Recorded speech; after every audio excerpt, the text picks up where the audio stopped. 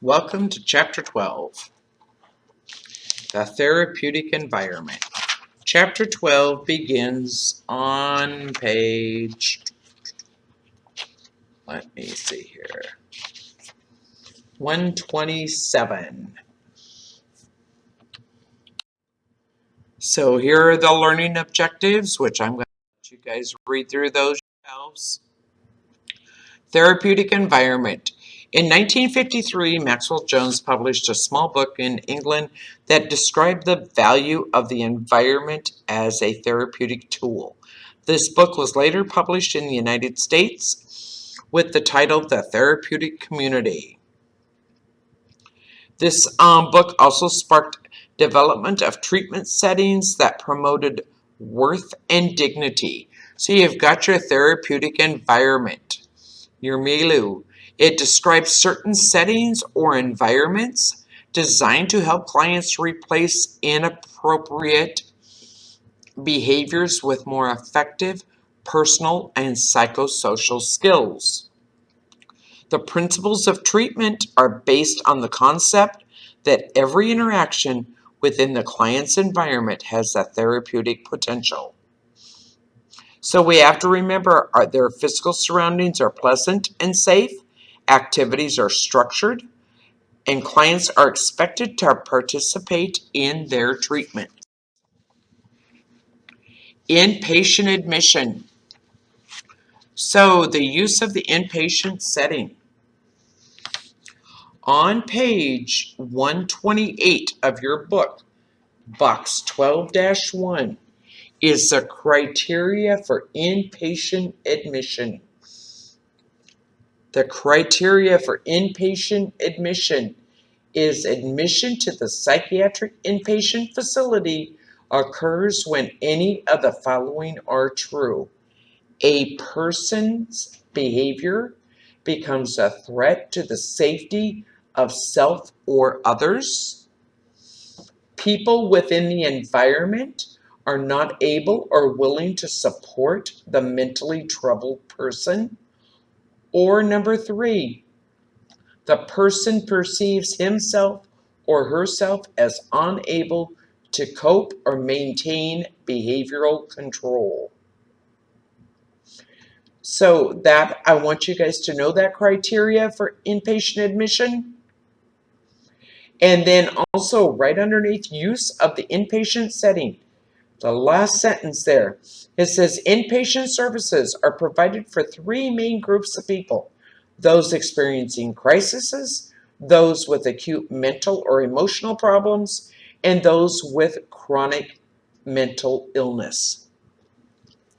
So those who are experiencing crisis stabilization interventions are provided by placing clients in a 1-day or 2-day treatment setting where balance or homeostasis can be reestablished. Remember that crisis stabilization is interventions are provided by placing clients in a 1 or 2-day treatment setting in which balance or homeostasis can be reestablished. The goal of the inpatient crisis therapy is to help clients successfully cope with the crisis. And then those with acute mental or emotional problems, inpatient services are necessary when people cannot function sufficiently to satisfy their basic needs. They pose danger to themselves or others. It may be drug impaired or intoxicated. They're experiencing severe stress, such as a job layoff, illness, etc. And also, with acute psychiatric problems can be successfully treated if interventions are vigorous and well coordinated. You know, those with acute mental or emotional problems, the highly emotional experience for most people, hospitalization can dehumanize an individual as caregivers try to humanize the hospital experience as the foundation of the client's success or failure lies within the first experiences in the therapeutic environment. And then those with chronic mental illness. The chronically troubled person may feel that life in the inpatient facility actually may be better than a lonely existence in the community.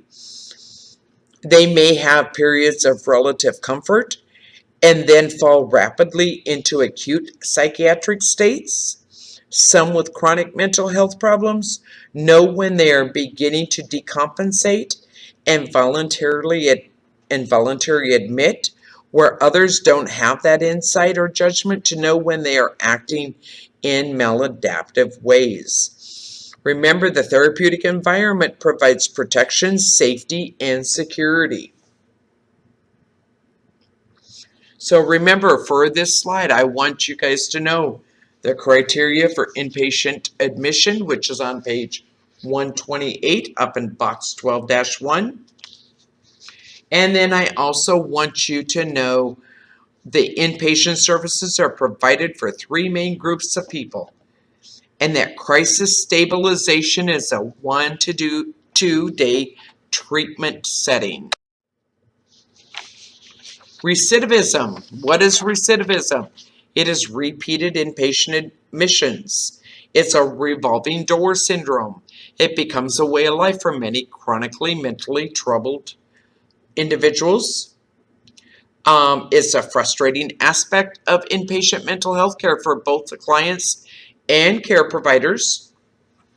And it is the primary reason for return to the inpatient environment is the client's refusal to take their prescribed psychotropic medications or non-compliance. Important factor to prevent recidivism is to have adequate community resources such as group homes with vocational training.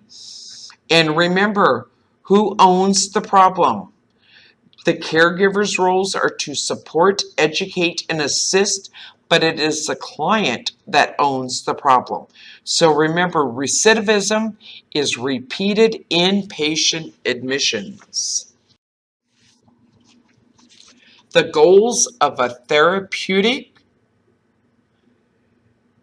environment or the milieu are to provide protection, support, and education. And within the therapeutic environments, care providers assist patients in meeting their most basic needs. First, we have to remember Maslow's. We got to do food, shelter, safety, and security. Socialization needs are met during therapy and interactions with staff and other clients. And clients can learn to replace their maladaptive behaviors with more effective and adaptive actions, as people tend to use behaviors that work for them, whether they're socially acceptable or not. So, clients do learn to replace their maladaptive behaviors with more effective and adaptive actions. And here we go, Maslow's. I told you Maslow's, you will remember Maslow's backwards and forwards. Maslow's hierarchy of needs. Basic physical needs must be met before higher level needs can be met. So we have to meet their psychological needs. Not psychological, their physiological needs. They need to breathe, nourishment, hygiene, environment. Sometimes with food and meds, we may want to offer it to them prepackaged because sometimes they think that, we're putting poison into their foods or their medications. So you may want to offer their foods or medications prepackaged. Environment. Environment can include temperature, lighting, sound, cleanliness. Bright colors can be very stimulating. So, bright colors can be stimulating, dark colors are depressing. Think about lighting. Flickering lights can trigger delusions or hallucinations, where lighting that is too bright can result in overstimulation and aggressive behaviors. And then the temperature of the environment and the humidity levels can have an impact on individuals' behaviors. And environmental noise can have a calming or agitating effect, on our clients. So we have to take that all into consideration. And then you think about it, aesthetics, that's an environment that is clean and orderly and in good condition, and it sends a message of caring and pride to the clients. Safety and security, feeling of physical safety and the ability to feel secure. Limit setting, we have to, limit setting keeps the environment predictable and consistent. Limit setting is very important therapeutic intervention. We need to reinforce rules, routines, and consistencies. Love and belonging. They need to be accepted and find one's place within a group. Remember, isolation of mental illness is intense.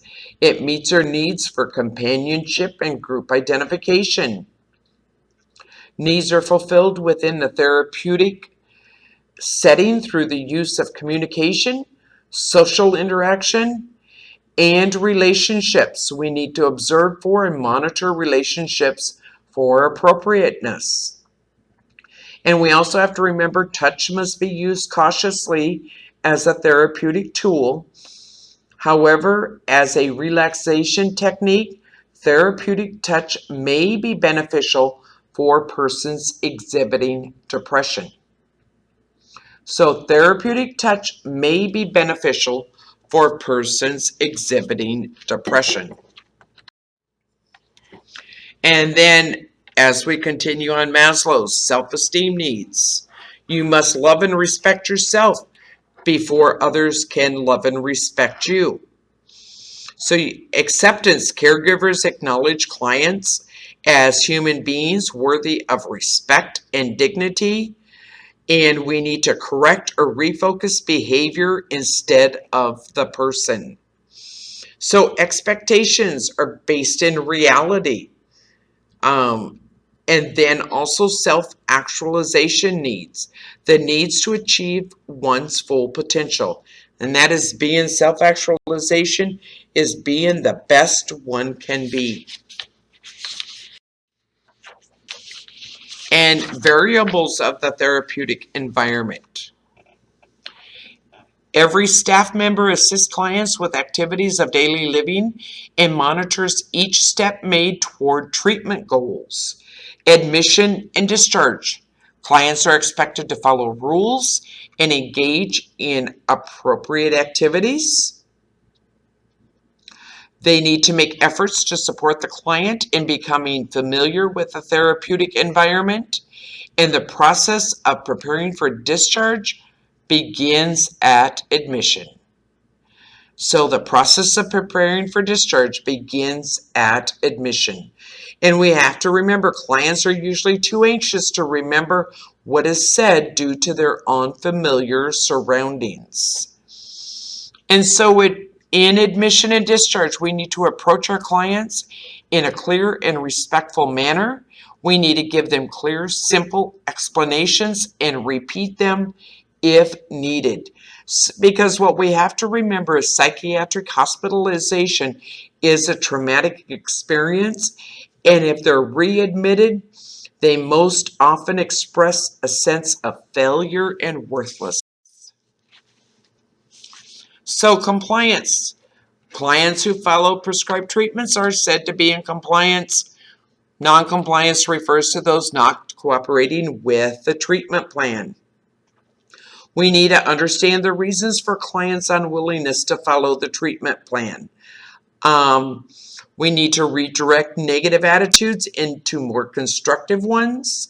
And we have to help clients recognize and change many self-defeating attitudes that bind them to their problems. And then 40 to 80%, and that's a big variable there, 40 to 80% of patients do not comply with their prescribed therapeutic course of action.